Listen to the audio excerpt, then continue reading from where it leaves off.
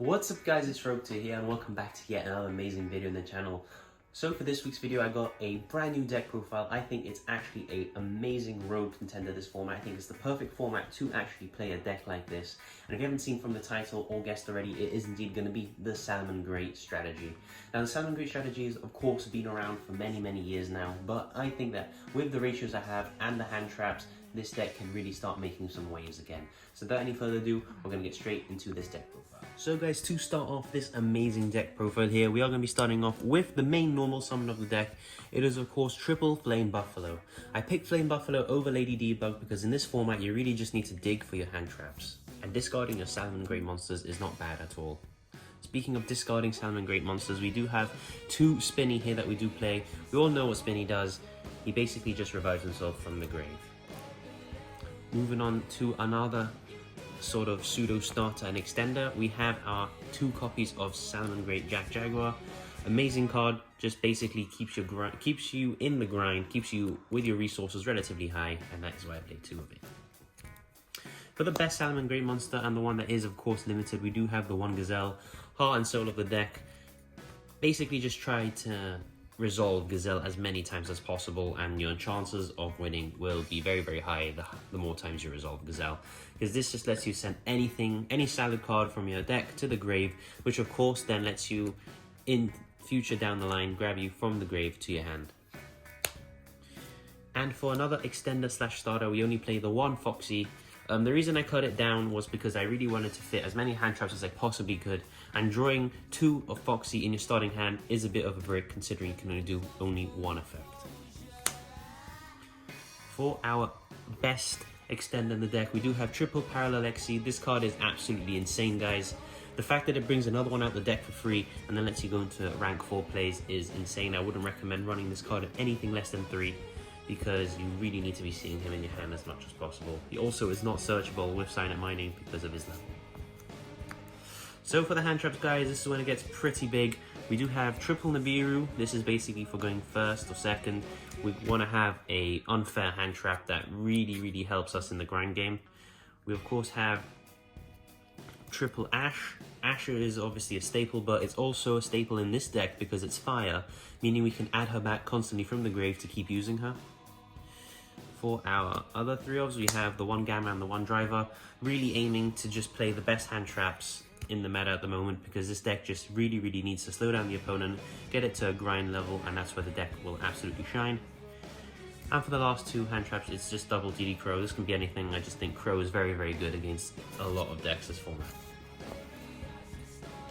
Moving on to the spells here, we've got triple Pot of Desires. This is why we are playing two Jack Jaguar, because we always want to have at least one in circulation. Triple Pot, basically just draw two. Your banishes don't really matter because you're obviously going to want to avoid banishing Gazelle, but apart from that, your banishes do not matter. And even if you do banish Gazelle, Omega can bring it back to the grave by targeting it when it is face down banished and putting it back to the grave in your opponent's standby phase. We do have triple Silent Mining. This serves us to grab any single Cyberse monster that we need. So basically this is our extra copies of Gazelle. Obviously you can grab more than just Gazelle, but that's going to be your main target most of the time. Our other Salamangreat extender here is just one Will. Card's absolutely insane if you use the second effect, so send it to grave and special summon like 2 salads, and then you can go into access code combo. So absolutely amazing card. The one Sanctuary, this is the one you never want to draw because your Link 1 grabs you it from the deck for free, so you never ever want to draw this card. And then of course the other card limited to 1 is the one Salamangreat Circle, just the better Silent Mining, no discard needed, and you can constantly recur it back. And does have the second effect, which makes one of your Silent Link monsters unaffected. So for the traps here, we are just running a basic trap line. So we've got triple Solemn Strike just because it's an amazing card. We got double Salamangreat Roar and double Salamangreat Rage. This is of course for Desires as well, so banishing one isn't the end of the world because you do have your second copy in deck, and obviously you're going to be aiming to keep these in circulation and outgrinding your opponent. So that's it for the main deck. It is 40 cards, and we're going to be moving on now to the extra deck. So for extra deck here, our only link for here and our win condition, it is of course access code Talker.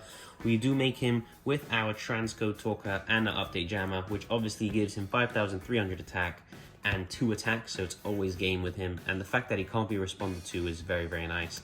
If you can't afford Access Code Talker, I recommend Borrow Load Dragon, the first Borrow Load that came out that was good as a Link 4, and you can also play Mech Knight Crusader Avramax, but obviously Access Code Talker is the best option. For our Link 3s here, we do play double YuGiOh because back row is very, very common in this format, and spinning them back into the deck is very, very nice, avoids the destruction effects.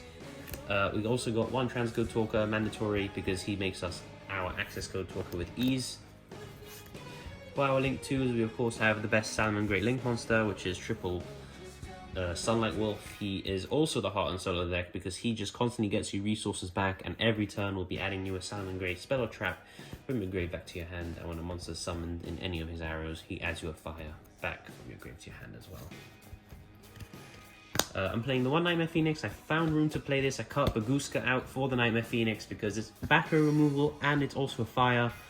And of course, if you do make it underneath your wolf, you'll also get your draw and your add back with your wolf. So I thought that that combo was very, very nice, and I needed to add Phoenix for that. Of course, it's a fire as well. Helps you stick to your Salamangreat theme.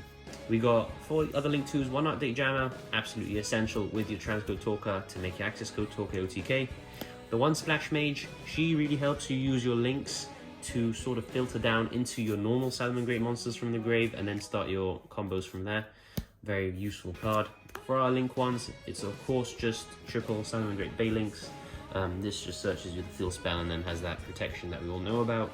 I tried playing her at 2, but you really just need 3 because the grind game, it does come up quite often.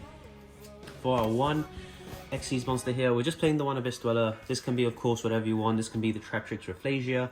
The reason we're not playing that is because I always draw that trap card, making Rafflesia absolutely pointless. So I just play the Abyss Dweller, which is guaranteed to always go off, and don't have to play a brick in the deck for that. And for our last extra deck card here, it is the Omega. Had to find space for this because if you do banish your Gazelle off Pot of Desires, Omega can simply return Gazelle back to your grave, which is where you need it to be. You need it to be in circulation at all times.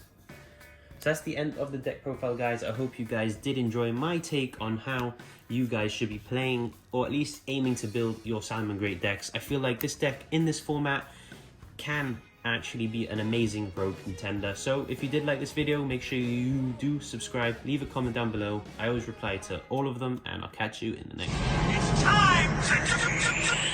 Let's go!